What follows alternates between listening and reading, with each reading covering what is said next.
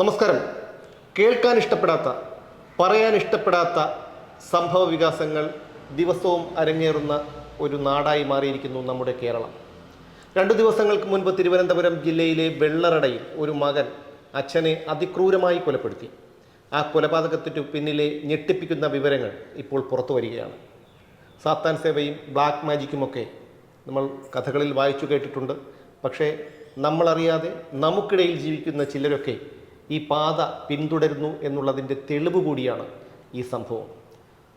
ഇന്ന് ഇതേക്കുറിച്ച് ആധികാരികമായി സംസാരിക്കാൻ നമ്മളോടൊപ്പമുള്ളത്, നിങ്ങൾക്ക് ഞാൻ പരിചയപ്പെടുത്തേണ്ട കാര്യമില്ല, കാന്തല്ലൂർ സ്വാമി ശ്രീ സുനിൽ പരമേശ്വരൻ. നമസ്കാരം സ്വാമിജി. നമസ്കാരം. വെള്ളറടയിൽ നിന്ന് വരുന്നത് ഞെട്ടിപ്പിക്കുന്ന വിവരമാണ്. ഒരു മകൻ, കൗമാരക്കാരനായ ഒരു മകൻ അച്ഛനെ കൊലപ്പെടുത്തുന്നു. എന്താണ് ആ പയ്യൻ്റെ മാനസിക സ്ഥിതി? നമ്മൾ ശരിക്കും പറഞ്ഞാൽ ഇത്തരം വാർത്തകൾക്ക് പുതുമയില്ലാതായി തീരുകയാണ്. എൻ്റെ അടുക്കൽ വരുന്ന ഒരു 50% മാതാപിതാക്കളും അനുഭവിക്കുന്ന ഒരു ദുരിതമാണിത്. ദുഃഖകരമായ ഒരവസ്ഥയിലൂടെയാണ് കേരളം കടന്നു പോകുന്നത്. ഈ നമ്മളെന്തെങ്കിലും ഒരു വാർത്ത വന്നാൽ ആദ്യം ഇതിനെ ദുർമന്ത്രവാദം, ഇതിനെ ഒരു മന്ത്രവാദത്തിൻ്റെ ലെവലിലേക്ക് കൊണ്ടുപോകുന്നതിന് പകരം യഥാർത്ഥത്തിൽ എന്താണ് സംഭവിക്കുന്നതെന്ന് പത്രപ്രവർത്തകർ കണ്ടെത്തണം. ഇന്നിപ്പോൾ രാവിലെ ഇതിനെ ഇതറിയാത്ത വാർത്ത അറിയാത്ത ആരുമില്ല. കാരണം ഒരച്ഛൻ, സിറ്റിയിൽ കിടക്കുന്ന ഒരച്ഛൻ്റെ കഴുത്ത് വെട്ടിയെടുക്കുക വളരെ ക്രൂരമായിട്ടുള്ള പൈശാചികമായിട്ടുള്ള ഒരു സംഭവമാണ്. ഒരു മകൻ അത് ചെയ്യുക, നോർമലായിട്ടുള്ള ഒരു മനുഷ്യൻ അല്ലെങ്കിൽ ഒരു ചെറുപ്പക്കാരൻ, ഒരു യുവാവ് അത് ചെയ്യില്ല. അപ്പം അയാൾ നോർമലല്ല, അബ്നോർമലാണ്. നോർമലല്ലാത്ത ഒരാൾക്ക് മാത്രം തൻ്റെ ചിന്താധാരകളിലേക്ക് കടന്നു വന്ന് ഈ കിടക്കുന്നത് തന്നെ നശിപ്പിക്കാൻ വന്ന ഏതോ അന്തരീക്ഷത്തിലൊരു അന്യഗ്രഹജീവിയാണെന്നുള്ള തോന്നലിൽ നിന്നുണ്ടാകുന്നതാണിത്. എന്താണ് ആ തോന്നൽ ആ പയ്യൻ്റെ ഉള്ളിലേക്ക് ഉണ്ടാവാൻ കാരണം? അതിന് കാരണം ഞാൻ പറഞ്ഞു തരാം. അതിലേക്കാണ് ഞാൻ വരുന്നത്. നമ്മുടെ ഈ ഫേസ്ബുക്ക് സംസ്കാരം, നമ്മുടെ ഈ യൂട്യൂബ് ചാനലുകൾ വാർത്തകൾ കൊടുക്കുന്നുണ്ട്. പക്ഷേ ഇതറിയാത്ത നമ്മുടെ വെസ്റ്റേൺ കൺട്രീസിലൊക്കെ ഇതൊന്നുമല്ലാത്ത ജീവിതം മരവിച്ചു പോയ ഇന്ത്യക്ക് മാത്രമാണ് ഒരു സംസ്കാരമുള്ളത്. ഈ സംസ്കാരമില്ലാത്ത, സംസ്കാരങ്ങൾ നശിച്ചു പോകുന്ന, ലഹരിക്ക് അടിമപ്പെട്ട ഒരുപാട് രാജ്യങ്ങളുണ്ട്. ഒരു ചെറിയ ശതമാനം അല്ലെങ്കിൽ ഒരു വലിയ ശതമാനം ഇവർ ജീവിതത്തിലൊരു വെറുപ്പുണ്ടായിക്കഴിഞ്ഞാൽ പിന്നെ ഈ ഭൂമി അവർക്ക് ആവശ്യമില്ല. ഈ ഭൂമിക്ക് അപ്പുറത്തുള്ളത് എന്താണെന്ന് കണ്ടെത്താനൊരു ശ്രമമുണ്ട്. ആ കണ്ടെത്തുമ്പോൾ ഇവർ കണ്ടെത്തുന്ന പല കാര്യങ്ങളും നമ്മൾ ആലോചിക്കണം. ആ മരണപ്പെട്ട പ്രജിത്തിൻ്റെ കൊലപാതകിയായ പ്രജിത്തിൻ്റെ റൂമിൽ കേട്ട ഒരു എംബ്ലമൊക്കെ ഉണ്ടല്ലോ, അതൊന്നും ഇന്ത്യയിലോ കേരളത്തിലോ ഉള്ളതല്ല. അതൊന്നും നമ്മുടെ രാജ്യവുമായിട്ട് ബന്ധപ്പെട്ട, നമ്മുടെ കേരള സംസ്കാരവുമായിട്ട് ബന്ധപ്പെട്ട ഒന്നതേ അല്ല. ഈ കുട്ടി 100% ലഹരിയുമായിട്ട് ബന്ധപ്പെട്ടിട്ട് ഇത് മറ്റൊരു ലോകത്തിൽ, മറ്റൊരു കാഴ്ചപ്പാടിലൂടെ ലോകത്തെയും നമുക്ക് ചുറ്റുമുള്ള സമൂഹത്തെയും കാണാൻ കഴിയാതെ മുറിക്കുള്ളിലേക്ക് അടച്ചിരുന്ന അവൻ്റെ ഒരു ലോകം സൃഷ്ടിച്ചു. ആ മുറിക്കകത്ത് ഈ അച്ഛനമ്മമാർ ഇത്രയും കാലം എവിടെ ആയിരുന്നു? ഒരു മകൻ സ്വന്തം റൂമിലേക്ക്, അവരുടെ വീട്ടിലുള്ള ഒരു ആകെ പഠിപ്പിച്ച് ചൈനയിൽ ഡോക്ടറാക്കാൻ പഠിക്കാൻ വിട്ട മകൻ അത് പൂർണ്ണമാക്കാതെ തിരിച്ചു വരുന്നു. സിനിമയിൽ പഠിക്കാൻ പോകുന്നു എന്ന് പറഞ്ഞ് തിരിച്ചു വരുന്നു. തിരിച്ചു വന്നതിന് ശേഷമല്ല, ഇവർ പറയുന്നതിനകത്തൊക്കെ ഒരുപാട് നമുക്ക് പൊരുത്തപ്പെടാത്ത കാര്യങ്ങളുണ്ട്. ഈ കുട്ടി എത്രയോ കാലമായി അങ്ങനെയാണ്. അവൻ ഒരിടത്തും ഉറച്ചു നിൽക്കാത്ത കുട്ടിയാണ്. ഞാൻ ചോദിക്കട്ടെ, ഒരു അച്ഛനും അമ്മയും ഒരു മകനുമായിട്ട് താമസിക്കുന്ന വീട്ടിൽ മുകളിലത്തെ നിലയിലേക്ക് മകൻ കയറാൻ സമ്മതിക്കുന്നില്ല, അവരെ പീഡിപ്പിക്കുന്നു. ഇന്ന് രാവിലെ ഒരു ചാനലിൽ അവൻ്റെ മുറികളിൽ നിന്ന് കിട്ടിയ സാധനം അത് ഗരുഡൻ തൂക്കമായിട്ട് ബന്ധപ്പെട്ടതാണ്. ഇതൊക്കെ വാർത്തകൾ. ഗരുഡൻ തൂക്കം എവിടെയാണ് ഉണ്ടാകുന്നത്? പുരാതനമായിട്ടുള്ള ചില ക്ഷേത്രങ്ങളിൽ ഗരുഡൻ തൂക്കമുണ്ട്. അവിടെ ആ വാർത്ത വായിക്കുന്ന അവതാരകൻ എന്താ ചെയ്യണേ? അതിനെ ഗരുഡൻ തൂക്കത്തോടെ ഉപമിച്ചു. അതിൻ്റെ കൊളുത്ത് പോലെ ഇങ്ങനെ വളച്ചു വെച്ചിരിക്കുന്നു. വാർത്തകളൊക്കെ നല്ലതാണ്. ഇതിലൊക്കെ അപ്പുറം നമ്മൾ ആലോചിക്കണം. നമ്മൾ തെറ്റായ സന്ദേശങ്ങൾ കൊടുത്ത്, ഇപ്പം ഞാൻ തന്നെ പറയുമ്പോൾ ഇങ്ങനൊരു ലോകമുണ്ടെന്ന് പറയുമ്പോൾ ആൾക്കാരോട് ഈ ലോകമുണ്ടോ എന്ന് അന്വേഷിച്ച് പോകരുത്. ഇതൊക്കെ സ്വന്തം ജീവിതം, മനുഷ്യൻ ദൈവം ജീവിക്കാൻ തന്നിരിക്കുന്ന ഇത്തരം ജീവിതങ്ങളെ ഇല്ലാതാക്കാനല്ല ശ്രമിക്കേണ്ടത്. നിങ്ങൾ ജീവിച്ച് തീർക്കാനുള്ളതാണ്. ദൈവം തന്ന ഭക്ഷണം കഴിക്കുക, നല്ല കർമ്മങ്ങൾ ചെയ്യുക, ബുദ്ധിപരമായ വികാസം ഉണ്ടാകുന്ന കാര്യങ്ങൾ ചെയ്യുക, ശരീരത്തെ നിർത്താനുള്ള യോഗകൾ ചെയ്യുക, നമ്മുടെ സംസ്കാരം അനുസരിച്ച് ജീവിക്കുക എന്നതിന് പകരം ഈ ലഹരി വസ്തുക്കളെല്ലാം കൂടെ ഉപയോഗിച്ച് മറ്റൊരു പിന്നെ ലോകമുണ്ടെന്ന് ചിന്തിച്ച് അതിൻ്റെ പുറകെ പോയി അവിടുത്തെ ജീവികളെ ആവാഹിച്ച് അതിൻ്റെ നിയന്ത്രണത്തിലായി. ഇത് ഒന്നും രണ്ടുമല്ല. എൻ്റെ മുമ്പിൽ ഞാനൊരു ദിവസം 60 പേരെയെങ്കിലും ഒരാഴ്ചയിൽ ആൾക്കാരുടെ പ്രശ്നങ്ങൾക്ക് പരിഹാരം പറയുന്ന ഒരാളാണ്. ഇത് പെൺകുട്ടികൾ പോലും നിങ്ങൾ ആലോചിക്കണം. ഇനി വരാൻ പോകുന്ന ഒരു അച്ഛനും അമ്മയും എൻ്റെ മുമ്പിൽ ഒരു പെൺകുട്ടിയെ കൊണ്ടുവന്നപ്പോൾ അവൾക്കൊന്നും പ്രശ്നമില്ല, ഒന്നും പ്രശ്നമില്ല. ഞാൻ അത്ഭുതപ്പെട്ടു പോവാണ്. ഞാൻ ചോദിച്ചു, കുട്ടി പ്രഗ്നൻ്റ് ആണോ? അതെ.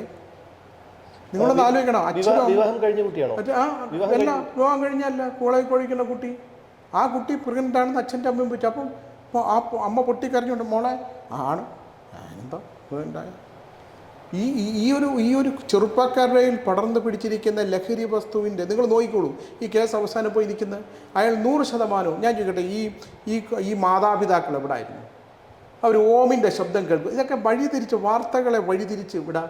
ഈ എന്ത് പറയാനും ഹൈന്ദവത ഇല്ലാതാക്കാൻ ശ്രമിക്കുന്ന, ഞാൻ ഹൈന്ദവതയ്ക്ക് വേണ്ടി വാദിക്കുമല്ല, ഞാൻ ഒരു ഹിന്ദു ആയതുകൊണ്ട് തന്നെ പറയുകയാണ്. അതിനെ അങ്ങനെ വഴിതിരിച്ച് വിടരുത്. അല്ല, ഈ സമാനമായ ഒരു സംഭവമാണ് 7 വർഷങ്ങൾക്ക് മുമ്പ് തിരുവനന്തപുരത്ത് കേടൽ രാജ ആണ്. അപ്പോൾ അവർക്ക് പുള്ളിക്ക് ഒരു ഇത് ചെയ്തു കഴിഞ്ഞാൽ പുള്ളി നേരെ പോലീസിൻ്റെ മുമ്പ് ഹാജരാക്കാൻ വേണ്ടിയില്ല. ഒരു തൃപ്തിയാണ് അവർക്ക്, ചോര കാണുന്നതും അങ്ങനെ ഒരാളെ വെട്ടിക്കൊള്ളും. കാരണം അവരുടെ ഒരു ശത്രു എന്ന് തോന്നിപ്പിക്കുന്ന ഒരാളെ കൊന്നു കഴിഞ്ഞു.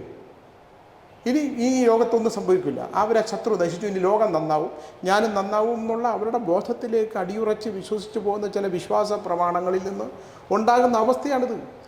ഇത് വളരെ വ്യാപകമായി നമ്മുടെ സമൂഹത്തെ ഈ ലഹരി, നമ്മൾ MDMA എന്നൊക്കെ പറയുന്ന സാധനങ്ങളെ എനിക്കതേ പറയാൻ അറിയുള്ളൂ. ഇതൊക്കെ എത്ര കോടികളുടെയാണ് വില മതിപ്പിക്കുന്നത്. കഞ്ചാവ് കൊണ്ടുപോകണ ഒരുത്തനെ പിടിച്ചാൽ ഇത്ര കിലോഗ്രാമിന് താഴെ ഉണ്ടെങ്കിൽ അവനെ വിടും. അവനത്രയേ ഉള്ളൂ. കൊണ്ടുകൊടുത്താൽ ഞാൻ മുമ്പിൽ കാണുന്ന ഒരു കാഴ്ചയുണ്ട്. ഞാൻ സ്ഥലമൊന്നും പറയുന്നില്ല. ഒരാൾ ബൈക്കിൽ മുമ്പിൽ പോയി ഒതുങ്ങി സ്കൂൾ കുട്ടികളുടെ നിന്ന് ഒരു പെൺകുട്ടി ഒന്ന് വാങ്ങിച്ച് ബാഗിൽ വയ്ക്കുന്ന ഞാനും കളക്ടീച്ചറും പോകുമ്പോൾ കാണുന്ന കാഴ്ചയാണ്. നിങ്ങളൊന്ന് ആലോചിക്കണം. പെൺകുട്ടികളെ പോലും ഇത്തരം ഈ ലഹരി പദാർത്ഥങ്ങളുടെ പാസഞ്ചറായിട്ട് ഉപയോഗിക്കുന്നത് വളരെ ദയനീയമായ ഒരു അവസ്ഥയിലേക്കാണ് കേരളം പോകുന്നത്. ഇതിനും വലിയ വിപത്തുകളുണ്ടാവും. പോലീസിനെ സംബന്ധിച്ചിടത്തോളം ഒരു പോലീസ് ഉദ്യോഗസ്ഥനെ കാണാൻ വന്നിരുന്നു. അദ്ദേഹത്തെ പറഞ്ഞു, അദ്ദേഹം പറയുകയാണ്, എനിക്കും മക്കളൊക്കെ ഉണ്ട്, ഞാനും എൻ്റെ കേസ് പിടിച്ച് ഇവനെ നന്നാക്കാൻ പോയാൽ നാളെ പോകുമ്പം തട്ടിയിട്ടിട്ട് പോയാൽ എൻ്റെ മോള്. അതുകൊണ്ട് ആ അവസ്ഥയിലേക്ക് പോലീസ് ഉദ്യോഗസ്ഥന്മാർ തന്നെ എന്തിനു പിടിക്കണം? എന്തിനാണ് പിടിക്കുന്നത്? മാതാപിതാക്കളുടെ ഒരു വിധിയാണ്, ഒരു ദുർവിധി. ഈ കാലഘട്ടത്തിൽ ജീവിക്കുന്ന കുട്ടികൾ മുറിയിൽ കതവടച്ചിരിക്കുന്നുണ്ടോ? അവൻ പുറത്തിറങ്ങാതിരിക്കുന്നുണ്ടോ? അവൻ പൊട്ടിക്കരണ മാതാപിതാക്കളുണ്ട്. പൊട്ടിക്കരണ നിവർത്തിയില്ല. ചോദിച്ചു, മകനെവിടെ? ഞാൻ പറഞ്ഞു, അവനെ ഒന്ന് വിളിച്ചുകൊണ്ട് വരും. അവന് ദൈവവിശ്വാസം ഇല്ലല്ലേ? ഇല്ല, ഇങ്ങോട്ട് കൊണ്ടുവരണ്ടെന്ന് ഞാൻ പറയും. ദൈവവിശ്വാസം അല്ല, അവൻ്റെ വിശ്വാസങ്ങളൊക്കെ. അവൻ കുട്ടിക്കാലത്ത് അമ്പലത്തിൽ പോവുകയും അവനെ ജപിക്കുകയും നാമം ജപിക്കുന്ന പയ്യൻ അവൻ കോളേജ് തലം വിട്ട് മാതാപിതാക്കളിൽ നിന്ന് മറ്റു ചെറുപ്പക്കാരിലേക്ക് പോയി ആ ലഹരി പദാർത്ഥം ഉപയോഗിച്ച് തുടങ്ങിയപ്പോൾ അവന് ഈ ഭൂമിയിൽ വേറെ ഒന്നുമില്ല. അവനത് കിട്ടി. നമ്മൾ പോകുന്ന കാലഘട്ടം, ഞാൻ പറയാം, നമ്മൾ പോകുന്ന ഈ കാലഘട്ടം വളരെ ദയനീയമാണ്. കുട്ടികളെ അച്ഛനമ്മമാർ ഈ അടുത്ത കാലത്ത് എനിക്ക് വളരെ ദയനീയമായിട്ട് തോന്നിയ ഒരു കാര്യമുണ്ട്. ഒരു 3 ദിവസം മുമ്പാണ് ഞാൻ എൻ്റെ വീട്ടിനടുത്ത്, ഞാൻ എൻ്റെ ജന്മഗൃഹത്തിനടുത്ത് പൂജപ്പുരൊരു വീട്ടിൽ നടന്നൊരു സംഭവമാണ്. അദ്ദേഹം വലിയ പ്രൊഫസറായിരുന്നു. അദ്ദേഹം മരിച്ചു നല്ല പ്രായത്തിൽ. മകൻ ഇവിടെ ഇരിപ്പുണ്ട്. മരണം അറിഞ്ഞ് നാട്ടുകാർ ചെന്നപ്പോൾ അവിടെ കിടപ്പുണ്ടെന്ന് പറഞ്ഞു. അത് വലിയ കർമ്മമൊന്നുമില്ല, കൊണ്ട് അടക്കിക്കോളാൻ പറയുന്ന അവസ്ഥയിലേക്ക് മക്കളും അച്ഛനും തമ്മിലൊന്ന് ആലോചിക്കണം. വലിയ പ്രമാണിയായിട്ട് ജീവിച്ചേ, വേറെ ഒരു വലിയ പത്രപ്രവർത്തകനായിരുന്ന, നമ്മൾ പറഞ്ഞാൽ ഞെട്ടിപ്പോകുന്ന 2 മക്കൾ റോഡിൽ കിടക്കുക വെള്ളമൊഴിച്ച്, ലഹരിയില്ലാതെ ആ കാലത്തിന് ശേഷം. അപ്പോൾ ഈ സമൂഹം നശിച്ചുകൊണ്ടിരിക്കുന്ന മാരകമായ ഈ വിപത്തിനെതിരെ നമ്മൾ എന്ത് ചെയ്യും? ഈ ഒരു മരണമൊന്നുമില്ല, ഈ മരണത്തെ മാത്രം ഞാൻ അവിടെ ഈ മയക്കുമരുന്നിന്റെ ഒരു ഉപയോഗം കൊണ്ടാണ് ഇത്തരത്തിൽ സംഭവങ്ങൾ ഉണ്ടാകുന്നത്. പക്ഷേ എങ്കിലും ഈ സാത്താൻ സേവ, ദുർമന്ത്രവാദം, ഇതുപോലെയുള്ള കാര്യങ്ങൾ ഇവരുടെ മനസ്സിലേക്ക് കുത്തിവെച്ചു കൊടുക്കുന്നത് എന്താണ്? മാത്രമാണ് ദുർമന്ത്രവാദം എന്ന് പറയരുത്. ഈ വാക്കെടുത്ത് ഉപയോഗിക്കുന്ന അബദ്ധമാണ്. സാത്താൻ സേവ, ആന്റി ക്രൈസ്റ്റ്. ഞാൻ ചെന്നാൾ ഉപയോഗിക്കുമ്പോൾ ഒരു കാറിനകത്ത് കുരിശ് തലകെട്ടി തൂക്കിയേക്കുന്നു. കുറെ മുടി വളർത്തി ചെറുപ്പക്കാരുടെ എന്നെ നമ്മളിത് ചീത്ത പറഞ്ഞൊരു കാര്യമില്ല. എഗൻസ്റ്റായിട്ട് നെഗറ്റീവായിട്ട് ജീവിക്കാനും നെഗറ്റീവായിട്ട് സംഭവിക്കാനും. മന്ത്രവാദം കേരളത്തിൻ്റെ പാശ്ചാത്യ സംസ്കാരം അനുസരിച്ച് തന്ത്രമന്ത്രാദികൾ ഉപയോഗിക്കുന്നതിന് വലിയ ഉപാസനാബലം വേണം. അങ്ങനെയൊന്നും ഒരാളെടുത്ത് ദുർമന്ത്രവാദം ചെയ്യാൻ പറ്റില്ല. എങ്ങനെ ദുർമന്ത്രവാദം എന്ന് പറഞ്ഞാൽ ദുർമന്ത്രവാദം, മന്ത്രം എന്ന് പറയുന്നതിൻ്റെ ശക്തി വേറെയാണ്. ദുർമന്ത്രവാദത്തിൽ ഒരിടത്തും ഉറങ്ങിക്കിടക്കുന്ന ഒരാളെ കഴുത്ത് വെട്ടി കൊല്ലാൻ പറഞ്ഞിട്ടില്ല, ജീവനുള്ളതിനെയും കൊല്ലാൻ പറഞ്ഞിട്ടില്ല. അതിനൊരു സങ്കല്പമുണ്ട്. ഞാൻ മുമ്പ് പറഞ്ഞിട്ടുള്ളതാണ്. നീ മെഴുക് പ്രതിമയിൽ ഉണ്ടാക്കിയിട്ട് നിനക്കതിനെ കത്തിച്ചു കളയാം.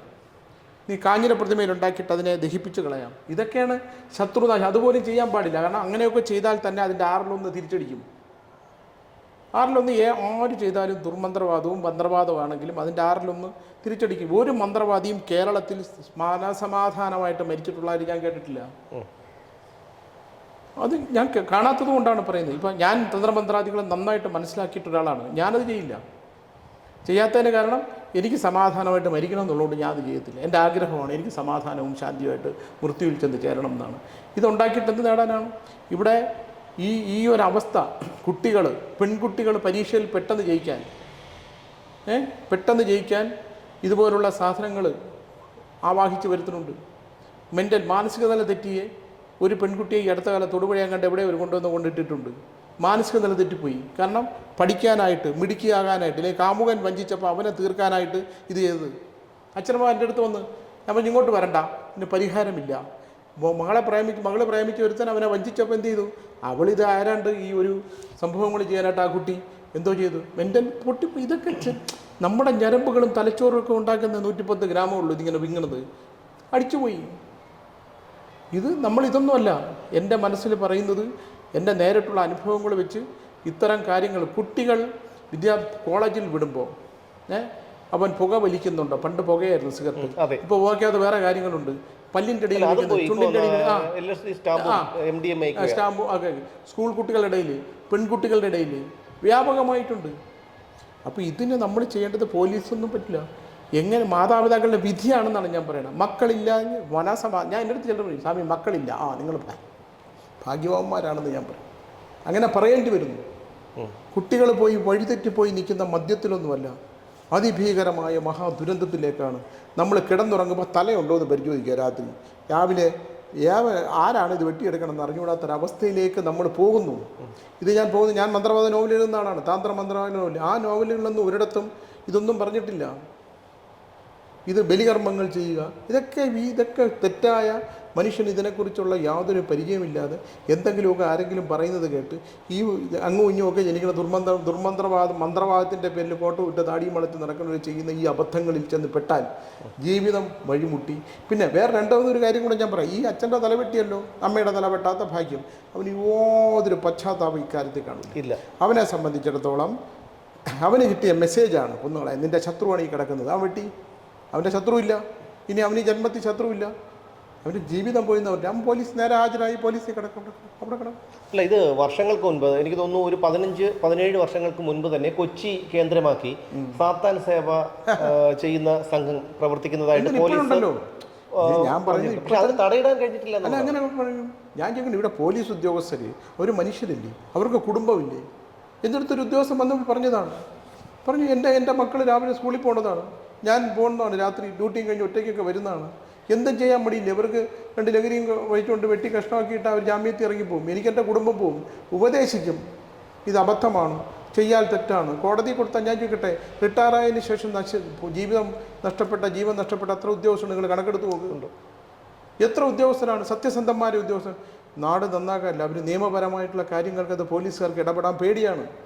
നല്ല സ്വാതന്ത്ര്യം കൊടുത്താൽ ഒറ്റ രാത്രി നേരെ ഇട്ട് കൊടുക്കുന്നതിന് ഇതെല്ലാം പിടിവീഴും. രാഷ്ട്രീയ നേതാക്കൾ ഇത് കടത്താൻ കൂട്ടു നിൽക്കുന്നുണ്ട്. നിങ്ങൾ ആലോചിക്കണം.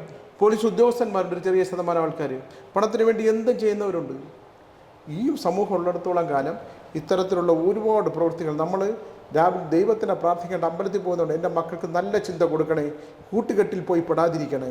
ഇത് നമ്മൾ ചിന്തിച്ച് മാതാപിതാക്കൾ കുട്ടികളെ വളർത്തും വളരെ ഗഹനമായിട്ട്. കാരണം മാതാപിതാക്കൾ എൻ്റെ മുമ്പിൽ നിന്ന് കരയുന്നത് ഞാൻ കാണുകയാണ്. അവർക്ക് പൊട്ടിക്കരയുവാണ്. എന്ത് ചെയ്യും? അത് പെൺകുട്ടികൾ പോലും യാതൊരു പ്രശ്നവും ഇല്ല എന്നുള്ളതാണ്. ഇത് മദ്യക്കടയിൽ പോയി മദ്യം മേടിച്ച് കഴിക്കാൻ, പിന്നെ അവരെ ഇഷ്ടമുള്ള ചെറുപ്പക്കാർ കൊടുക്കുന്ന ഇത് ഉപയോഗിക്കാനും അവർക്ക് യാതൊരു മടിയില്ല. അപ്പോൾ അതുകൊണ്ട് നമ്മുടെ കേരളം പോകുന്നത് അതിഭീകരമായ ഒരു വിപത്തിലേക്കാണ് ഞാൻ പറയുന്നത്. അതിനകത്ത് ഈ ദുർമന്ത്രവാദവും ചെറിയ ഇങ്ങനെയുള്ള കാര്യങ്ങൾ ഫില്ല് ചെയ്യരുത്.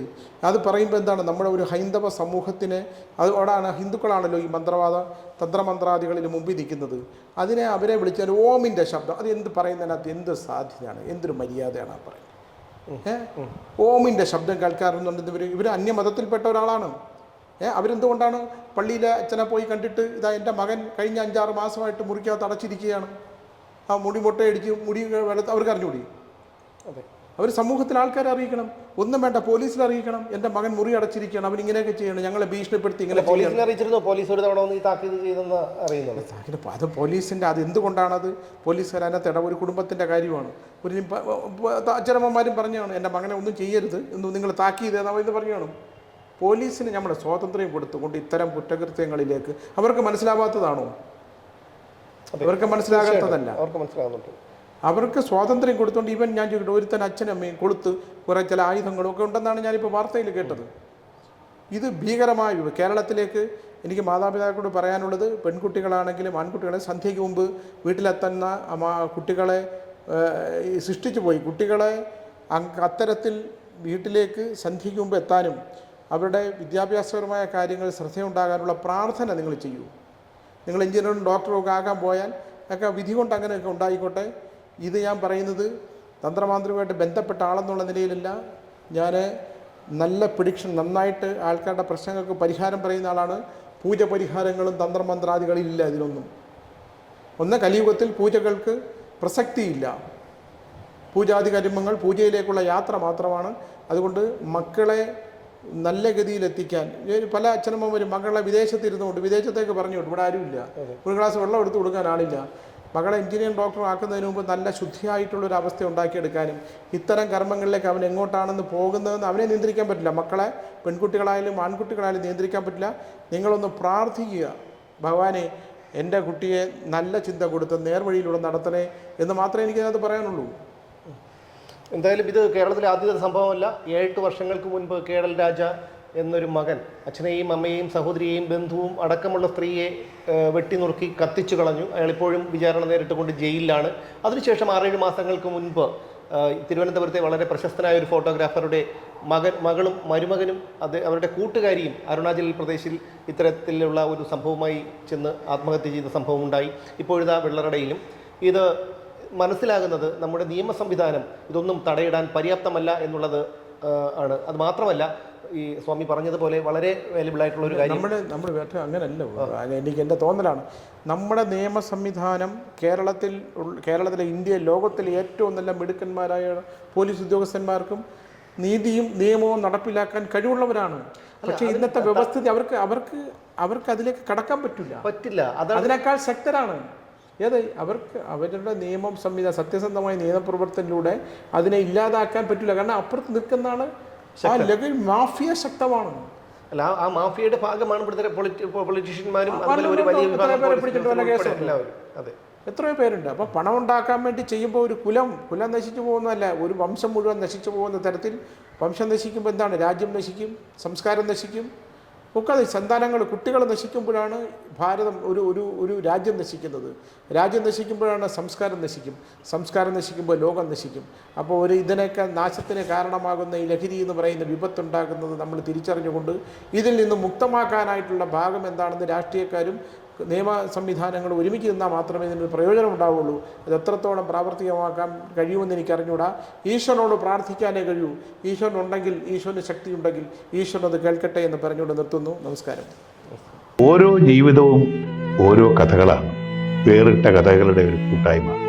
വേണമെങ്കിൽ നമുക്കതിനെ ഒരു നോവലെന്ന് പേരിടാം.